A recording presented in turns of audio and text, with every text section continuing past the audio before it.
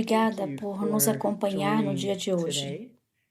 Ao refletir sobre minha participação na reunião sinodal de outubro e sobre minha vida e ministério como mulher religiosa e teóloga, fui convidada a compartilhar o que a vida religiosa poderia contribuir para oferecer uma igreja sinodal.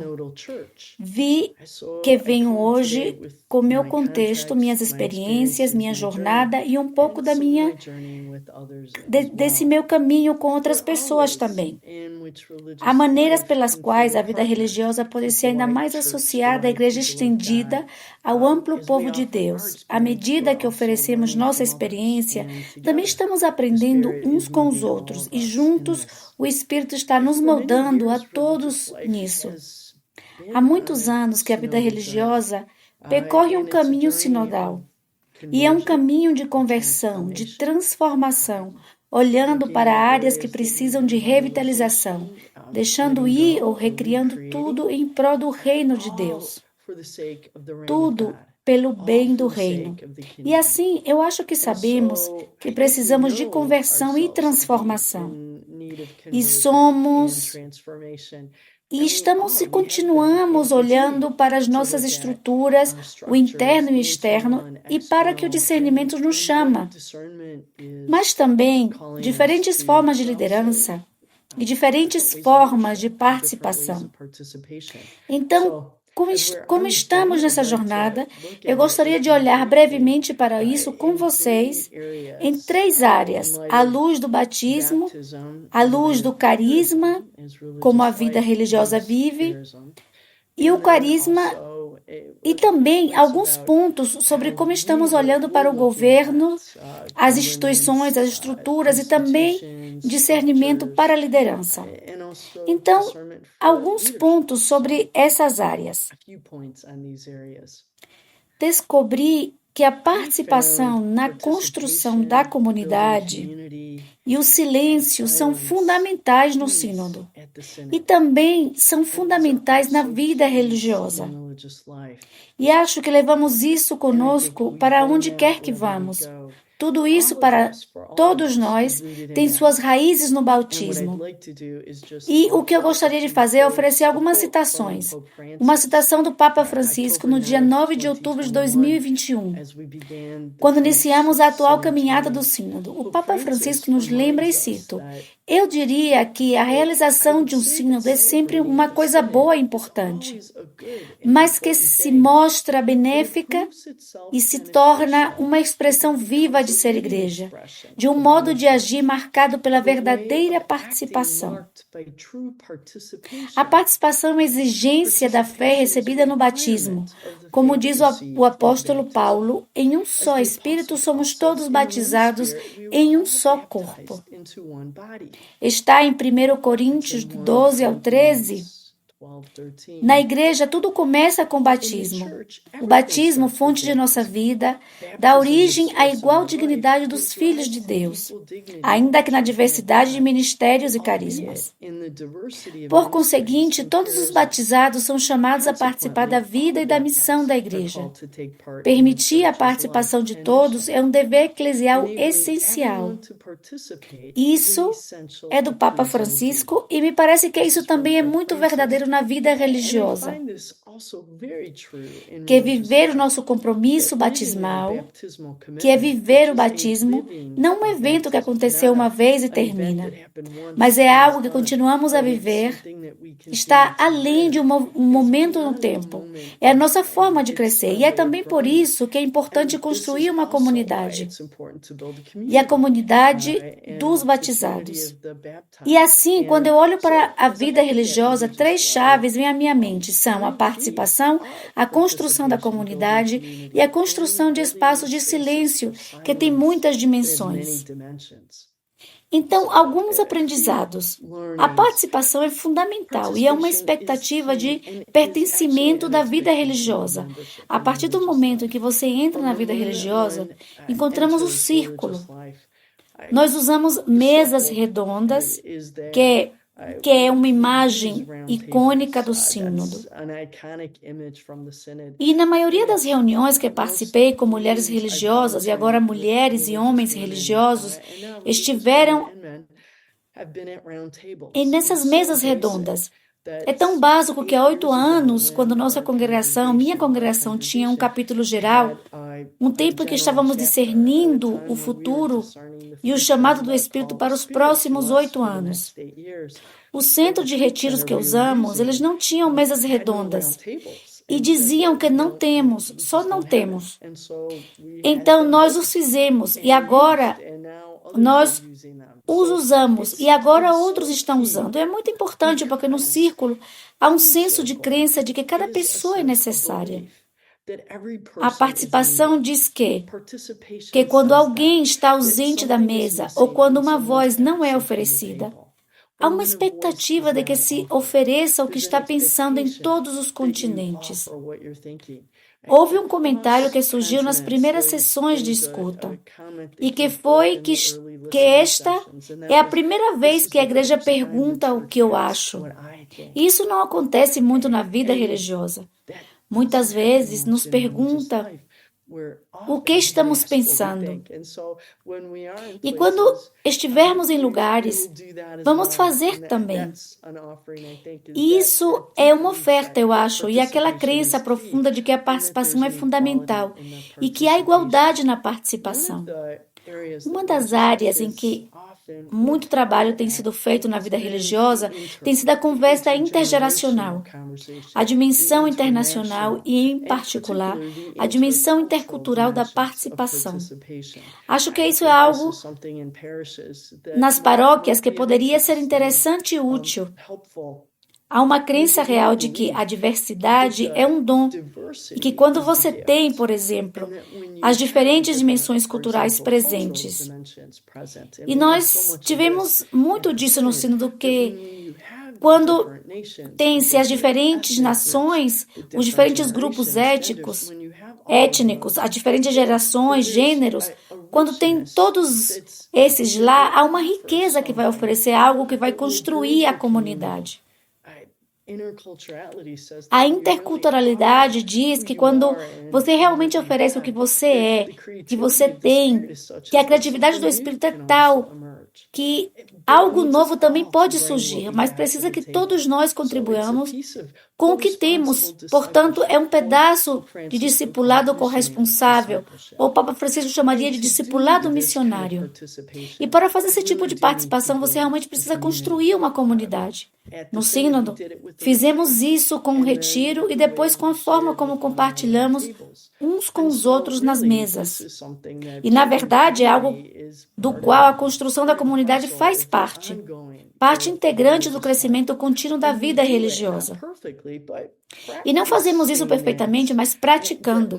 E isso nos torna talvez mais humildes e talvez mais honestos e talvez mais conectados uns com os outros no meio disso.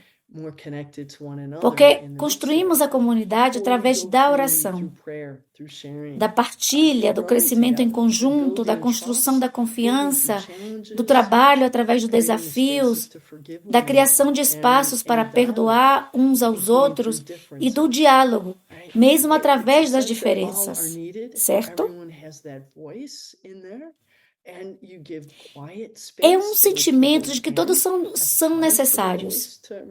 Todo mundo tem essa voz e tem um espaço tranquilo para que as pessoas possam ter tempo para que a voz surja também.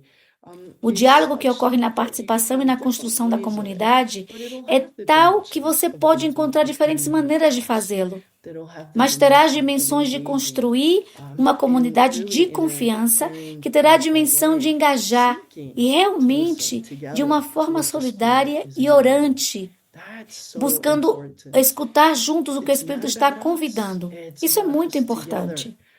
Não é sobre nós, é sobre estarmos juntos, tentando escutar o Espírito um no outro e dentro de nós também. E neste espaço de Deus juntos, para que possamos responder e para que possamos dar testemunho do amor que vem de Jesus. E assim há diferentes formas de diálogo. E quando você encontra um religioso ou um praticante do diálogo, é sempre bom dizer: como você fez isso?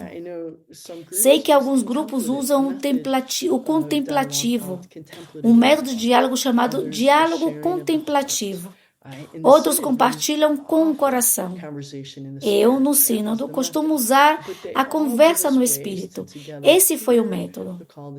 Mas todos eles nos dão maneira de escutar juntos o chamado do Espírito, de trazer nossas vozes, de escutar as vozes um dos outros e depois dizer: o que estamos escutando juntos?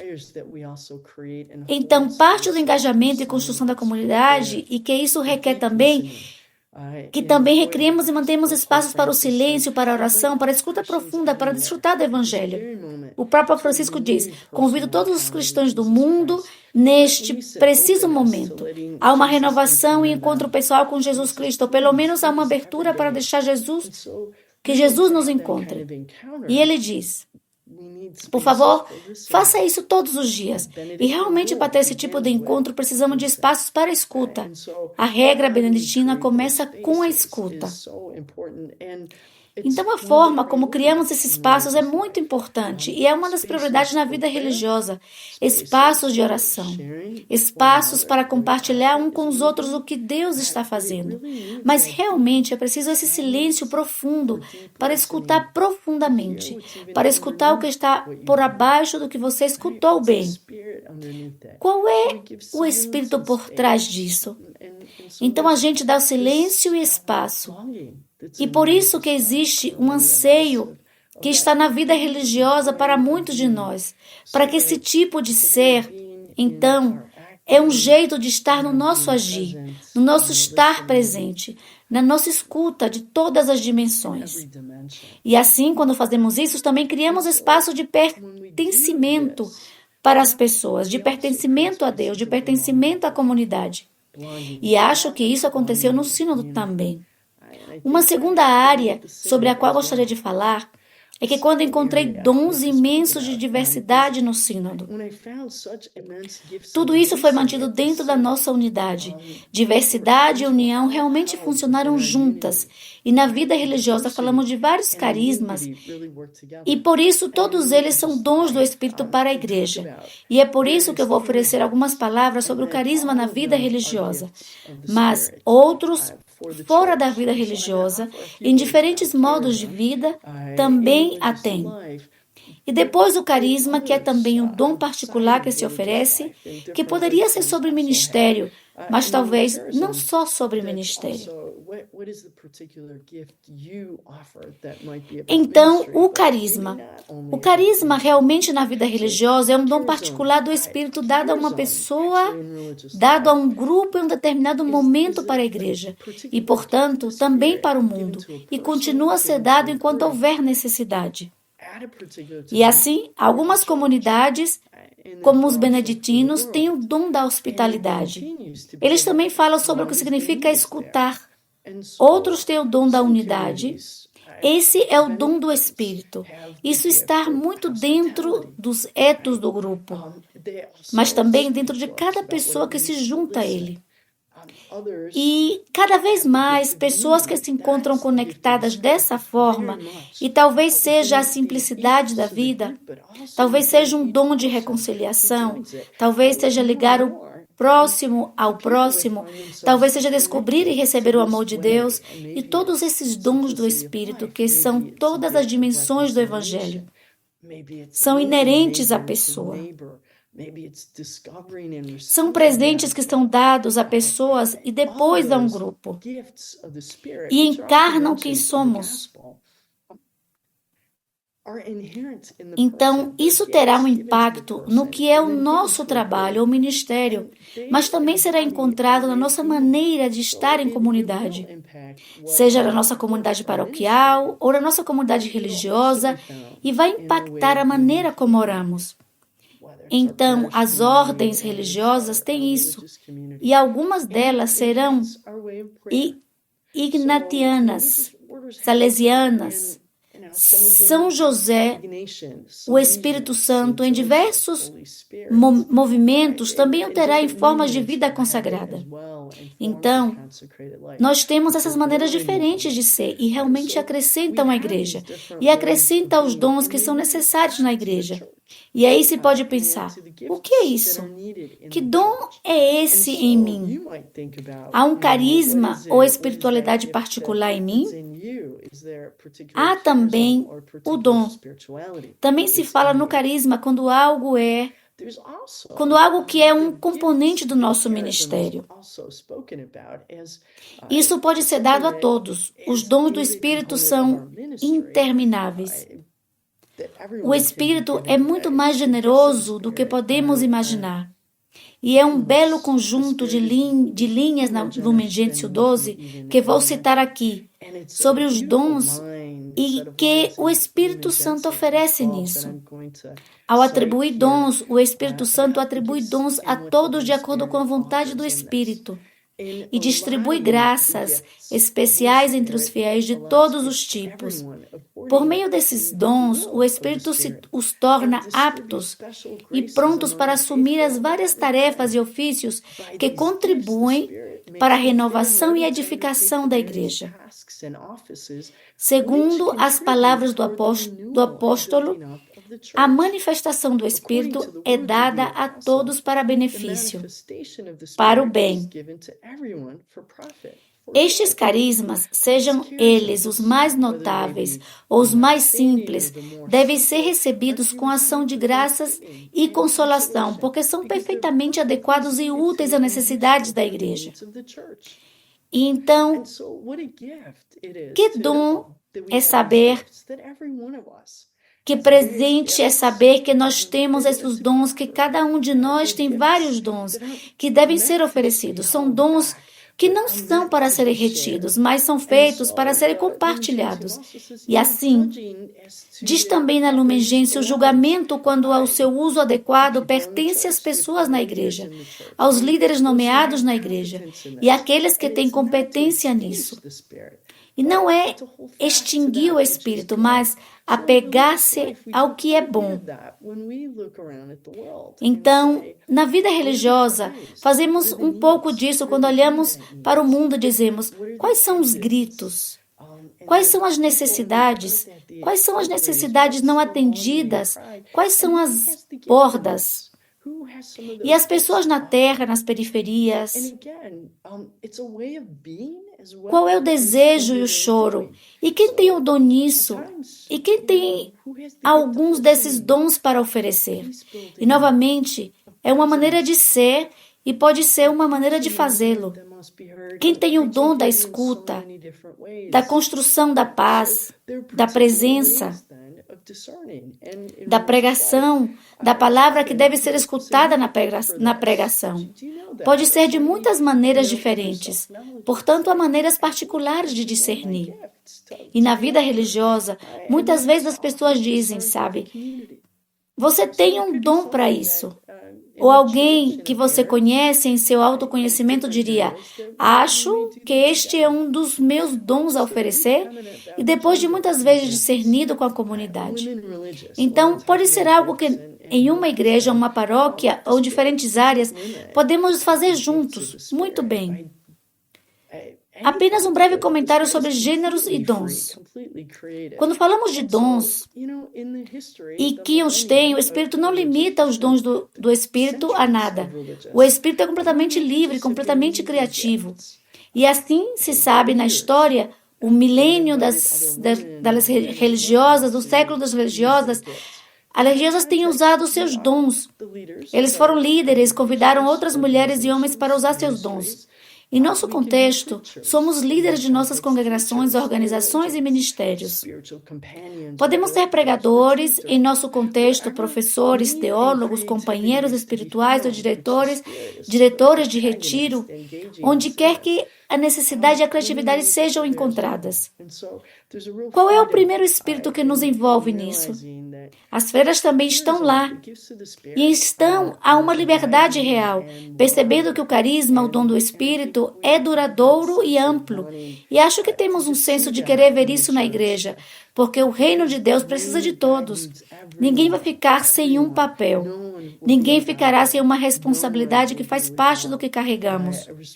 Então, uma reflexão para você é: você tem noção do que o carisma ou espiritualidade pode estar dentro de você? Que dons você vê nos outros? O que os outros podem ver em você? Agora, a terceira área é o nosso apelo aos nossos examinadores, instituições e estruturas e olhar para os diferentes papéis e dimensões da liderança que foram falados ao longo da vida religiosa do sínodo. Há também a experiência com as dimensões estruturais, a liderança, as dimensões participativas das nossas instituições. É por isso que me limitarei a comentar brevemente duas áreas. Uma é a colaboração e a outra a participação a serviço da liderança e da governança. E estão relacionados à colaboração para a missão. É interessante que em 1950 o Papa Pio XII reuniu líderes religiosos superiores, homens e mulheres em Roma, e lhes disse que, se trabalhassem juntos, poderiam transformar o mundo. Certo? E é assim em diferentes maneiras e lugares. A vida religiosa fez isso. Criou conferências a partir de um grupo de congregações. E mesmo antes do Vaticano II, estavam fazendo isso. E nossa colaboração continua a se expandir por décadas. E o aprendizado para nós foi que colaboramos não só dentro da vida religiosa, mas também fora dela. Não porque somos menos, mas porque é um chamado do Espírito. Os dons estão aqui. Observe-os com vídeos, porque isso tudo é para o reino de Deus, certo? O reino de Deus. E assim, um movimento real para mim tem sido a colaboração co-criativa, o tipo de trabalho em conjunto para que estejamos literalmente juntos. Não com alguém liderando, mas juntos, discernindo qual é o chamado, como podemos responder. É uma maneira de que nos permite correr alguns riscos em pró do evangelho na vida religiosa. Chamaríamos de experimento, que foi um chamado que tivemos durante o Vaticano II para tentar. Se não funcionar, aprendemos algo e depois tentamos novamente. A colaboração também construi uma fraternidade global para a vida religiosa, conectando-se entre continentes e congregações. E este é um chamado da igreja também, de todo o povo de Deus em nossa paróquia e além. E isso nos move para as periferias para responder juntos de maneiras que não poderíamos separadamente. E talvez pudéssemos pensar que vamos para as periferias. Mas, na verdade, esses são os lugares que são o centro, e nos chamam. E é uma forma de se envolver com os chamados proféticos. Bem, anunciar as boas novas, denunciar o que não é de Deus e fazer isso juntos.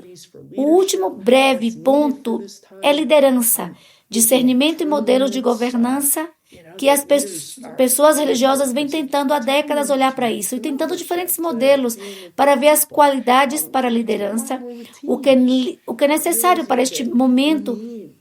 Em termos de limites de mandato, os líderes são líderes por um certo período de tempo e depois se tornam membros novamente, estar com o povo. Fazemos muito mais com as equipes, percebemos que temos que fazer melhor em conjunto e que temos que consultar sobre as decisões. Talvez por uma pessoa, ou líder de uma religião ou de uma província, mas vão acabar com o processo e muitas vezes a equipe. E depois será feito em conjunto, como fizemos no sínodo. Escutando juntos e, portanto, continuamos a honrar a liderança da pessoa que foi nomeada ou eleita. Mas cada vez mais está fazendo isso juntos. E muitas vezes é esse tipo de discernimento comunitário. E os tópicos podem ser em quais ministérios eles estão atualmente engajados, quais são as necessidades não atendidas. E muitas vezes há um reflexo da avaliação, um feedback, mentoria, uma retroalimentação, caminhar juntos como fazemos, como caminhamos como religiosos, como povo de Deus. Então, perguntas para si mesmo. com o que você está colaborando e como você poderia expandir isso. E, em segundo lugar, onde você sente um chamado ao discernimento em seu contexto local, seja paroquial, ministério ou comunidade. Então, fique à vontade para ter essas conversas com qualquer religioso que você conheça e qualquer religioso que leia isso. Envolva-se, somos o povo de Deus. Assim, todas as formas de vida são chamadas por Deus. E tanto é possível porque o Espírito faz parte de tudo isso. O Espírito é protagonista de como somos e para onde caminhamos. E assim precisamos um dos outros para contribuir para o reino, para o que devemos ao reino de Deus. E podemos fazê-lo porque o Espírito está sempre conosco. Obrigada.